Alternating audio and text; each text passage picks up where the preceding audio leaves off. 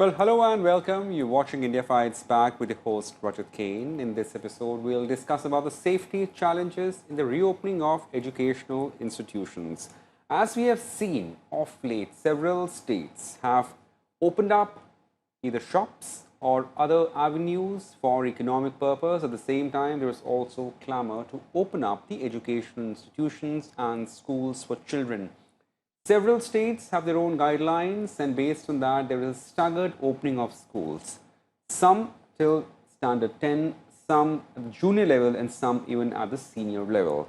Now, how important is it first to balance the opening of school along with the safety standard and also the importance of sending awards to schools?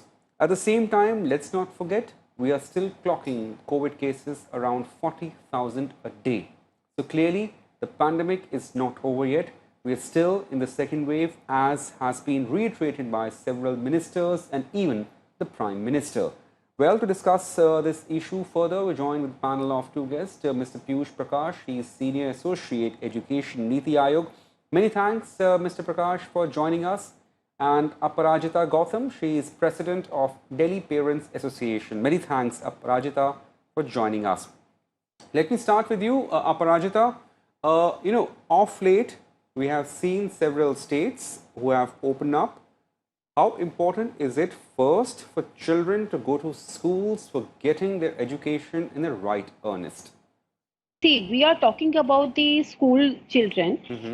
तो मैं ये start करना चाहूँगी अपनी बात vaccination से। अगर जी। आज भी हम वैक्सीनेशन का डेटा देखते हैं तो 50% जो 50 करोड़ है, नॉट 50%, जो 50 करोड़ पॉपुलेशन आज की डेट में वैक्सीनेटेड हुई है, विच इज अराउंड 37%। अब फुली वैक्सीनेटेड की अगर हम बात करें, मतलब जिनको 2 डोज लगी हैं, उसका जो डेटा है एज ऑफ नाउ 11.2 करोड़ का दिखा रहा है, which is 8.21% of total population. और यहाँ पर मैं एक चीज याद दिला देती हूँ, why I am starting with this thing vaccination पे। ये जो वैक्सीनेशन है वो 18 प्लस की एज और उससे बड़े वालों की है, बच्चों के लिए नहीं है। तो जहां पर हमारी टोटल पॉपुलेशन का 8.2% वैक्सीन हुआ है अभी तक, और अब मैं आती हूँ बच्चों की पॉपुलेशन पे, जिसमें मैं फोकस करना चाहूंगी। 50% हमारे देश का जो पॉपुलेशन है that belongs to age below age 25। Right. अब उसमें भी अगर मैं स्कूल एज की मैं बात करूं, उसका जो टोटल पॉपुलेशन है इंडिया की पॉपुलेशन में दैट इज 34%। और अगर हम एज वाइज लेके चलते हैं, 5 to 9 ईयर से हमारा जो स्कूल स्टार्ट होता है, अभी मैं 5 से नीचे वाले बच्चों की बात ही नहीं कर रही हूँ, दैट इज 12.5, 10 to 14, 12.1, 15 to 19, ये जो एज है दैट इज 9.7। अब मैं कॉलेजेस की बात करूं, दैट इज अराउंड 8.7%। देखिए, आंकड़ों की हमें जरूर ध्यान पे रखना चाहिए, because here we are talking about the kids जिनका अभी तक वैक्सीन आया ही नहीं है। इनके लिए हम स्कूल खोलने की बात कर रहे हैं। तो एज ए पेरेंट ऑल्सो और as a parent representative, association representative, मुझे स्टिल ऐसा लगता है we should not decide in those factors कि हाँ जी दूसरे कंट्रीज ने ओपन कर दिया, हम लोग भी कर सकते हैं, क्योंकि इंफ्रास्ट्रक्चर के हिसाब से आज भी हम बहुत पीछे हैं। We can not cut copy and paste अगर फॉरेन कंट्रीज में चल रहा है। दूसरा, अब हम आते हैं प्रैक्टिकल एस्पेक्ट्स में। क्या डू वी रियली हैव, क्योंकि हम स्कूल खोलने की बात करें तो हमें बस क्या क्या होना चाहिए? नंबर 1, सेफ स्कूल होने चाहिए। नंबर 2, प्रिंसिपल और टीचर्स ये हमारे पास रेगुलर हमारे साथ टच में होने चाहिए। तो हमें सेफ स्कूल में जाऊं, do we really have that kind of infrastructure जहां पर हम 2 गज की दूरी। Mr. Piyush Prakash, thanks for staying on. Your take, how important it is to balance it out. Now, certain questions, a certain contention raised by Ms. Gautam was fairly important, I would say. Yeah. So all of the points which was raised by Ms. Gautam here was is completely agreeable, right? We have the data which shows that there's no vaccine as of now for the students in the country, right? And obviously there is a threat, or there is a so there is some kind of apprehension in the minds of people, given that we had a very horrific second wave in the country, right? So these are very genuine concerns, and we must acknowledge them as a responsible citizens, and also those who are engaged in making sure that the schools are reopened, right? But having said so, the second point is will also have to see wherever there is a possibility, right? If there are very few COVID cases, if the positivity rate is well below 0.2 or 0.53, and it depends from state to state, the local disaster management authorities, they do decide whether it's safe to open the schools or not, right? So we'll have to see on various scientific evidences what exists, because there is enough reports that say from UNICEF to UNESCO, from our medical expert, Dr. Randeep Guleria ji, even ICMR, they do mention that it's viable to open the schools provided we do have all the social norms, related norms or protocols in place. But again, as I mentioned, you see like most of the states have started to open the schools. They have different kind of precautions and guidelines in place. Some are going for schools which are in higher grades, 9 to 10th and 12th, considering the board examinations all. So obviously, basis the decision, basis the evaluation that they are doing in their local jurisdictions, in the state governments, and as the data or as the advice provided by local disaster management authority, this is how the decision will be taken, right? And one of the most important point, nobody is forcing the students to come to school, right? It's an optional choice. So that's a very critical thing. Like, you do not want people to force to come to school. If they want to come to school, they are more than welcome to come to school if the schools are open in that area with proper COVID norms. So that's the kind of flexibility that needs to be maintained. You do not have to impose anything on anybody, right? If somebody wants to come to school, provided with all the due diligence done, so they should be given that right? Otherwise, at the same time, you should also not impose that everybody has to come to school. So this kind of balance, backed by data and evidence, this is how I think different state governments are deciding for themselves. Right, that's important, and certainly there is no compulsion, as you say, that all the wards have to go to school for the classes. Even some can opt not to go and continue with their online classes. Piyush, just let me continue on this subject of the safety standards. Like, is there a guideline? I mean, I'm sure there is a guideline. So, what are the salient points of those guidelines for schools to open up? I know it's a state decision, still. I mean, what are the basic minimum requirements for schools to open up? Right. So there is no basic requirement as such, but there are broader guidelines which the Ministry of Education and NHA came up with last year only in the month of September. And they do include how to use staggered timings, right? How to maintain that you have proper hand washing system in place, and you maintain the social distancing, the 6 feet distance and all. You should provide masks to everybody, right? The regular thermal checks in the schools.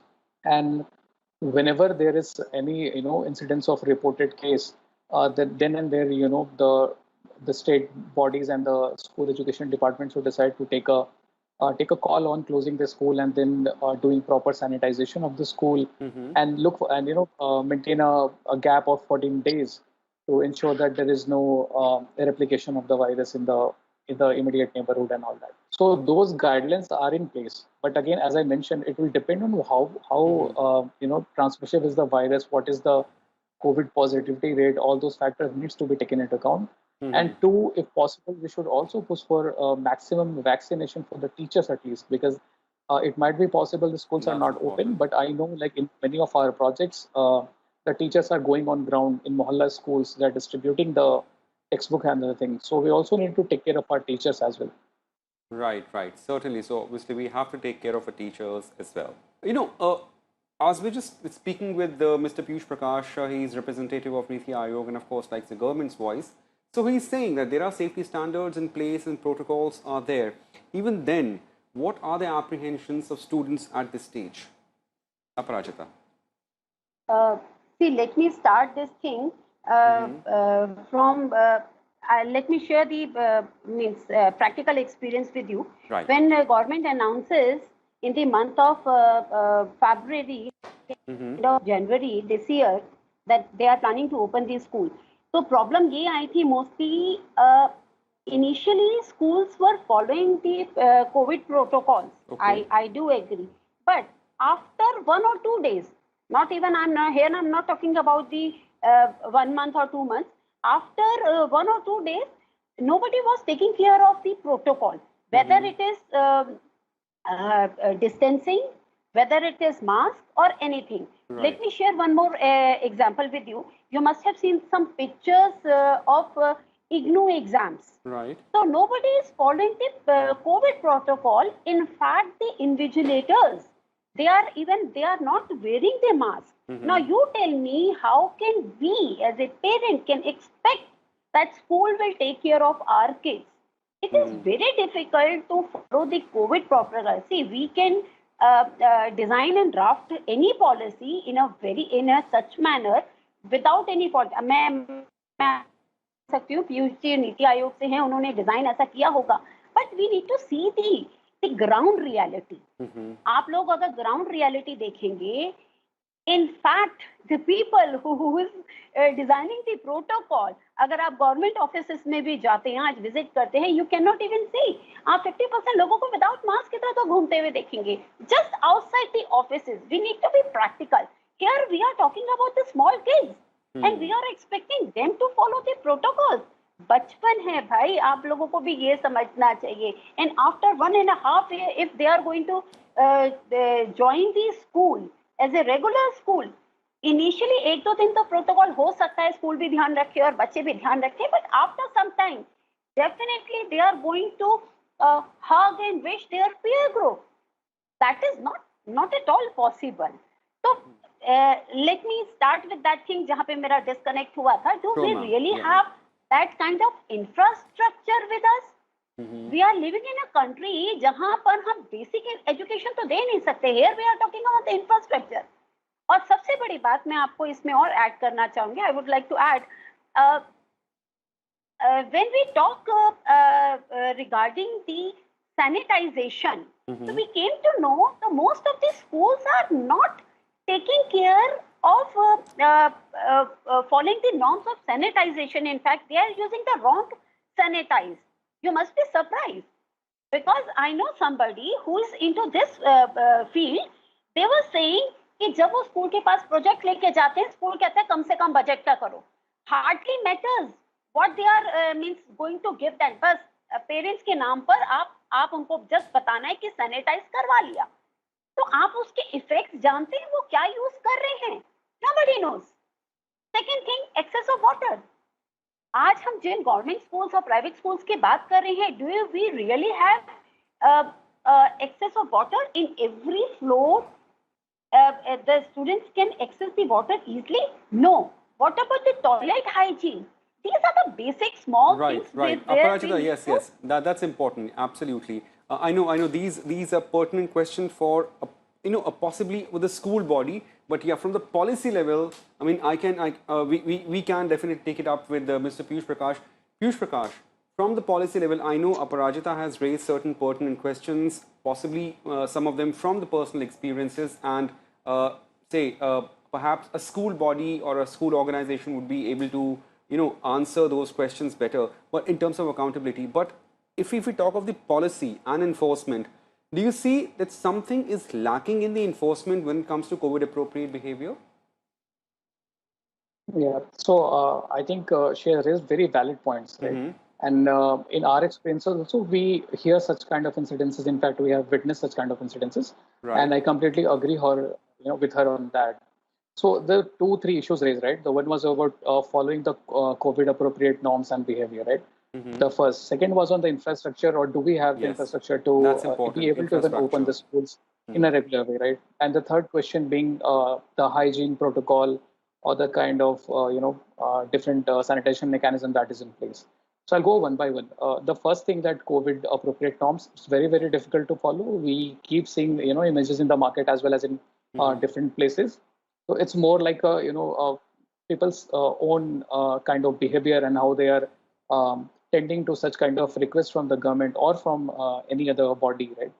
So that's one. So obviously we need to be more specific on the behavioral campaigns and to ensure that most of the people are following that, right? Right. How effective that would be, that will depend how we are messaging our communication, or how we're messaging our campaigns and promotions that we are doing there. Right. And two, regarding the infrastructure, right? So if you see most of the state governments that have come up with this policy of opening the schools, they're coming up with a staggered way of opening the schools, right? Not all the candidates, all the students have called on a single day, and they're also not even being called on the same timings. So as I know, like there are many state governments was following, be it Maharashtra or UP or Karnataka, they have all started their schools. So what they have done, they have started to call students in batches, in small groups, right? So same capacity which was holding 30 students will now be holding 5 to 8 kids, right? So it's very much possible to follow those norms, right? You might not be getting the exact amount of instructional time that you were getting earlier, but here you are getting some kind of offline support through your teachers. So there is a combination of teacher-led learning and supported by some sort of self-learning, which is done through various worksheets that's Okay. provided to the students. Right, That's right. true, right? And third, regarding the I COVID agree. sanitation protocol, as you write, Yeah. it has to be followed. The guidelines say so, but how the school bodies are dealing with that, because you raised a very important point that the kind of chemicals they are using, right, and the way it's being handled, there is no. It seems there is no technical know-how, or maybe a lip service is being done by many schools, as it seems. So we need to be more vigilant on that, right? But again, I'm saying this thing. Overall, the entire push on opening the schools is an optional bit, right? You are free to come. You are not free to come as you choose to do. And it has been opened in a very phased manner. Right now, it's being done for the students who are in higher grades, grade 10 to 12, like that, right? So they are more mature to handle themselves as compared to the kids who are coming from primary schools or junior grades, right? So these are the few broad things that we that's there. But yeah, mostly like depending on the various evidences I mentioned earlier that we are getting, everybody's trying to make sure that some sort of learning goes on. Ma'am, let me ask you one question here, one last question. I have a small time to squeeze in here. Very often,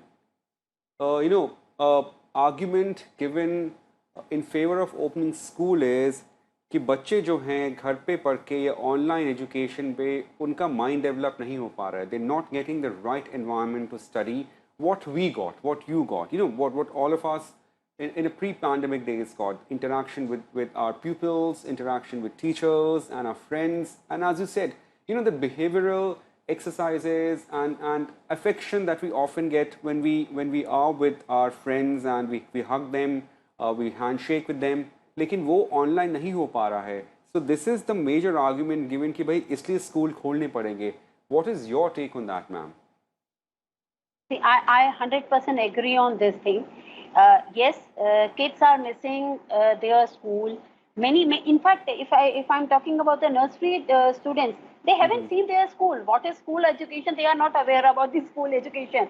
But let's talk about the practical aspects. We know as a parent also, I know the students, the kids are suffering a lot. Eyesight की हम बात करें, weight gain की हम बात करें, yes, they are suffering.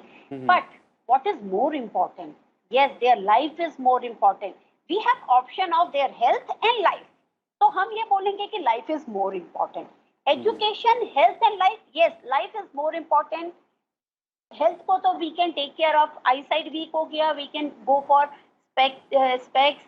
Health gain हो गया, आपका weight gain हो गया, तो हम उनकी exercise वगैरह कर सकते हैं. But again, life is more important than anything else. In fact, it is much more important than your education. Right. Piyush Prakash, rather broad question here. Let's forget the binaries of opening up a school or not opening up of schools.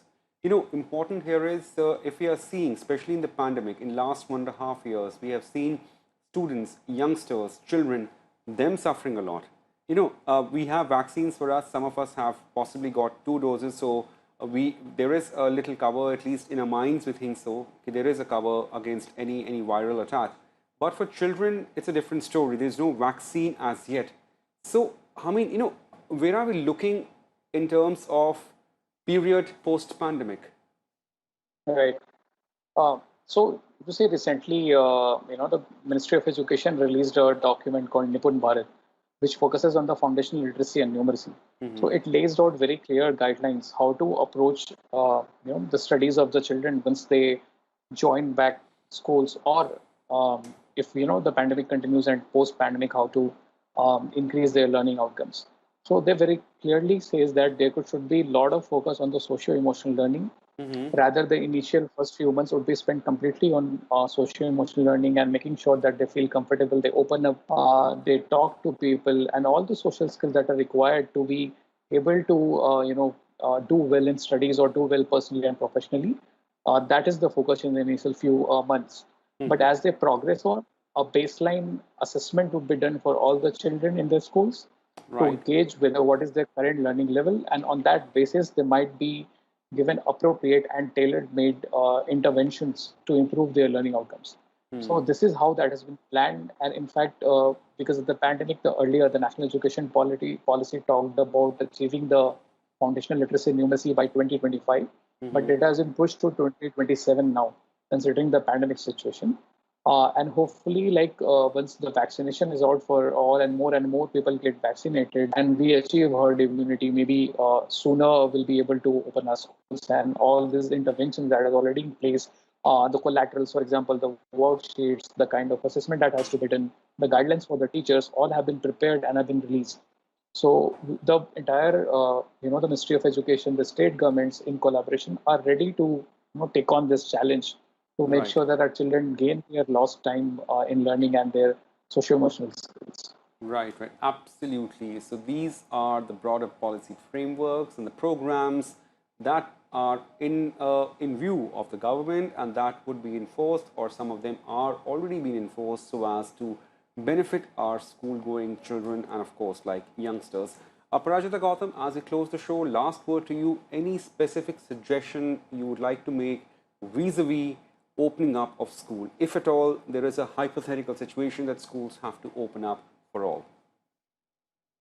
The government should think about the Pragyata guidelines, where already it was mentioned that states should come forward and start the education through the TV channels and the radio. And what I personally know that means no state is following the Pragyata guideline. Number two, this is not the right time to open the school. Why I am saying so? Last year, if you can read the study, all the data, you can see clearly in the month of July and August, the cases tend to increase. So we should not wait to increase the cases. Plus, we should not take any chance that even a single student can be affected by the corona. And it is our responsibility to give. Well, that's a valid point. We're sorry there is some connectivity issue from Aprajita Gautam's end, but we get you, ma'am, definitely. So, of course, like this is what all of us needs to do here. I mean, precaution is the key. Pandemic is not over yet, as we emphasized or underlined at the beginning of the show. Now, before we close the show, before we sign off, here's a small appeal to all our viewers. Please keep following COVID-appropriate behavior, which is what? Keep wearing a face mask. Do not forget to maintain physical or social distancing, and do not forget to maintain sanitation around yourself. And also, please get vaccinated. Please take a jab if you're eligible. Well, we sign off on this note. That's it. Thank you for watching IFB. Goodbye.